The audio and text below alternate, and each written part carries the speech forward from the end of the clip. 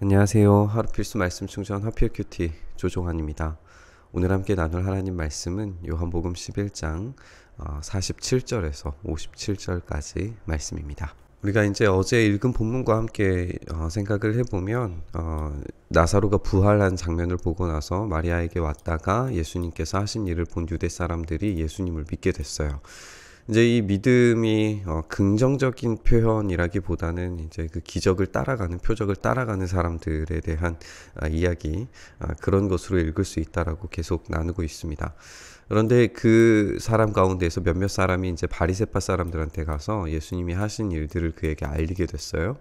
그래서 대제사장들과 바리새파 사람들은 공의회를 소집하여서 말하게 됩니다. 이 사람이 표징을 많이 행하고 있으니 어떻게 하면 좋겠습니까? 이 사람을 그대로 두면 모두 그를 믿게 될 것이고, 그렇게 되면 로마 사람들이 와서 우리의 땅과 민족을 약탈할 것입니다 라고 이렇게 이야기를 하고 있어요.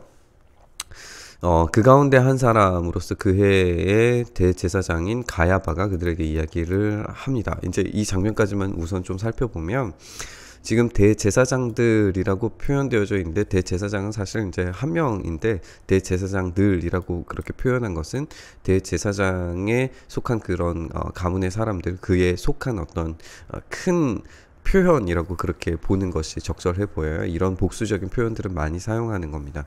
어쨌든 대제사장에 속해 있는 그런 집단의 무리들과 바리새파 사람들은 사실 이제 사이가 좋은 사람들이 아니에요.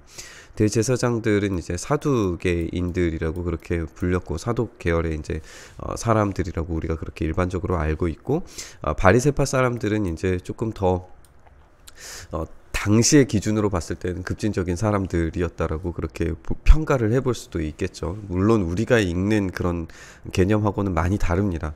어쨌든 이 사두개인들과 바리새파 사람들은 서로 이제 갈등 관계에 있는 사람들이고, 서로 이제 부활에 대한 개념들도 다르고, 굉장히 다른 부류의 사람들인데 같이 모여요. 공의회. 이게 이제 산헤드린이라고 부르는 그런 집단인데, 이 산헤드린을 통하여서 이제 의사를 결정하고 큰 공동체의 일들을 이제 결정하는 그런 집단인데, 이들이 이야기하는 내용이 뭐냐면, 예수님께서 표징을 많이 행하고 계시기 때문에 그대로 두면 모두 그를 믿게 될 것이다 라고 하는 두려움을 표현하고 있어요. 이것은 이제 자기들의 권력이 약화되어지는 그런 정도의 개념으로 읽기보다는, 오늘 이 뒤편에 있는 이 이야기가 이들의 두려움을 이제 대변한다라고 생각이 들어요. 그건 뭐냐면, 이제 로마 사람들이 와서 땅과 민족을 약탈하게 되는 일이 그냥 벌어지지는 않겠죠. 당연히 지금 당시에 유대인들은 아주 특별한 대우를 받고 있었어요. 그건 뭐냐면, 로마의 직접적인 어떤 속국으로서의 역할보다는 자치권이 인정되어지는 그런 상태였습니다. 그런데 만약에 모두 그를, 예수님을 믿게 됨으로써 이 유대인의 새로운 왕이 등장해버린다면, 이 새로운 왕이라고 하는 것은 당시의 사람들의 입장에서는 군사적인 왕을 표현하는 그런 용어예요. 메시아라고 하는, 그리스도라고 하는 그런 용어 자체가 군사적인 다윗의 그런 후손으로서의 왕을 이제 생각하기 때문에, 이제 유대인들의 자치권을 회복할 뿐만 아니라 다윗의 영광으로, 솔로몬의 그 영광으로 다시금 자기들의 영토를 확장하고 다시금 주도권을 되찾아오는, 로마로부터 되찾아오는 그런 왕을 기대하는 것이 이 유대 사람들의 왕이었어요. 그렇기 때문에 모두가 그를 믿게 됨으로써 이 새로운 왕, 군사적인 다윗의 후손으로서의 왕이 새롭게 등장을 해버리면, 로마 사람들이 이 왕을 처단하기 위해서 들어오게 될 것이고, 유대 땅으로 이제 전쟁을 하러 오게 될 것이고, 당연히 그 당시에 최고의 군사력과 제국을 가지고 있는 로마 앞에서 우리는 아무런 게임도 되지 않고 패배하고 완전히 멸망하게 되리라고 하는 그런 두려움을 여기에서 발견을 할 수 있게 되는 겁니다. 그러니까 사실 이 두려움은 정당하고 온당한 그런 두려움이었으리라고 생각이 들어요. 단지 예수님께서 어떤 방식의 왕이신지에 대해서는 전혀 이해를 하지 못한 거죠. 예수님은 군사적인 왕이 아니라 온 인류의 왕으로서 영원한 왕으로서 우리에게 오셨다라고 하는 사실을 이들은 전혀 이해하지 못하고 있는 겁니다. 그때 이제 그 해의 대제사장인 가야바가 그들에게 말해요. 여기에서도 이제 그 해의 대제사장이라고 하는 말이 1년에 한 번씩 대제사장이 바뀌었다 이런 표현으로 읽기는 조금 힘들 것 같고, 요한복음에서 강조하는 그 해라고 하는 건 지금 이 해에, 그 해에 대제사장이 이런 발언을 했지만 진짜 그 해에 대제사장이 등장했다는 걸 우리에게 보여줄 거예요. 그게 뭐냐면, 지금 말씀 한번 읽어보면 당신들은 아무것도 모르고 한 사람이 백성을 위하여서 죽어서 민족 전체가 망하지 않는 것이 당신들에게 유익하다는 생각을 하지 못하고 있어 라고 이 대제사장 가야바가 그렇게 그 해의 대제사장으로서 이야기를 합니다. 이것은 예수가 민족을 위하여서 죽으실 것을 예언한 것이다 라고 그렇게 요한복음이 후수를 하고 있는데, 이 장면에서 이제 강조되는 건 뭐냐면 그 해의 대제사장이에요.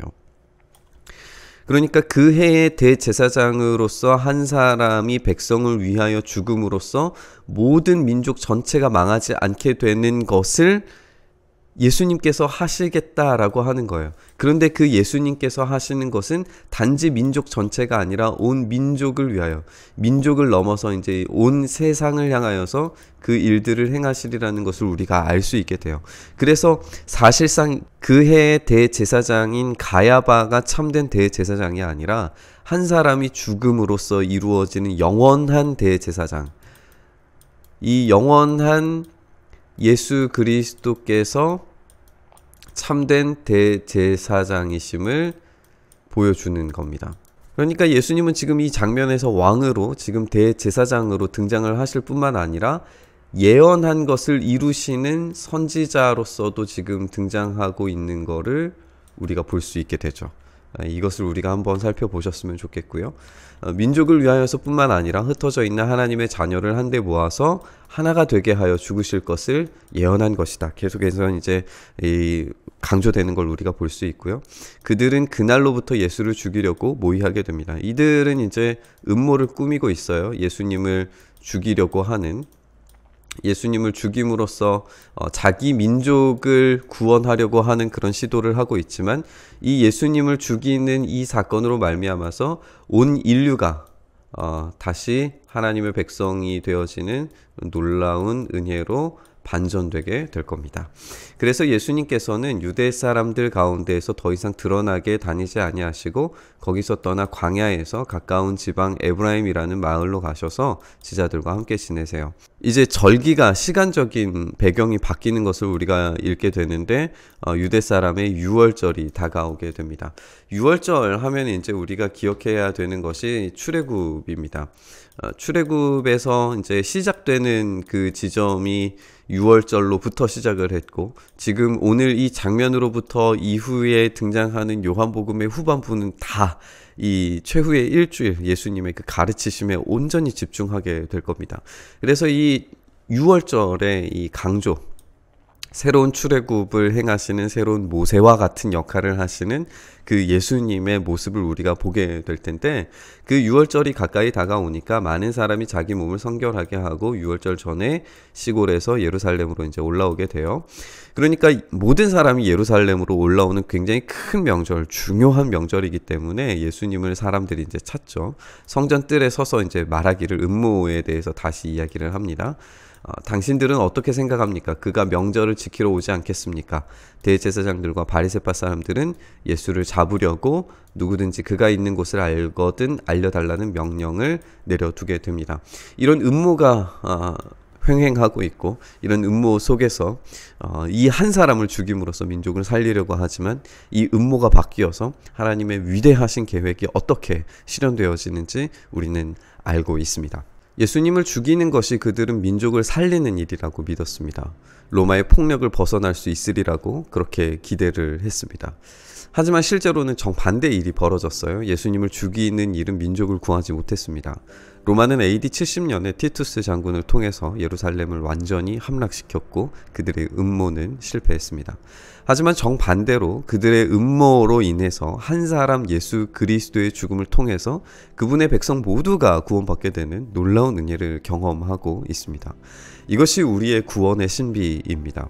하나님은 사람들의 악한 의도마저도 재료로 삼으셔서 그 위대한 구원의 비전을 이루고야 마십니다. 로마서가 우리에게 가르치는 바를 다시 한번 생각해 보셨으면 좋겠어요. 죽음도, 삶도, 천사도, 권세도, 현재일도, 장래일도, 능력도, 높음도, 깊음도, 그 밖에 어떤 피조물도 하나님의 사랑에서 우리를 끊을 수 없습니다. 우리 예수님은 참된 왕으로, 그리고 제사장으로, 선지자로 그 일을 반드시 이루실 겁니다. 하나님의 아들을 죽이려고 하는 가장 강력한 음모도 우리를 구원하시는 데 사용하셨다면 우리는 확신을 가지고 하나님의 놀라운 구원을 신뢰할 수 있어야 되는 줄 믿습니다. 오늘 놀라운 구원의 비밀을 함께 묵상하면서 우리의 일상에 벌어지는 슬픔과 좌절의 재료들마저도 구원의 재료로 바꾸시는 주님을 기대하고 바라보면서 말씀 묵상했으면 좋겠습니다. 주님, 그렇습니다. 우리의 참된 왕으로, 제사장으로, 선지자로 우리를 향한 그 구원의 일들을 반드시 행하시고 이루실 줄 믿고 의지하고 신뢰합니다. 우리의 좌절과 눈물과 한숨의 모든 그 기도의 자리를 구원과 성화의 자리에서 온전하신 하나님의 뜻을 이루시는 데 사용되도록 주여 우리의 삶을 붙드시고 인도하여 주시옵소서. 그렇게 우리 가운데 일하시기를 간절히 소망하며 우리 주님 예수 그리스도의 이름으로 기도드리옵나이다. 아멘.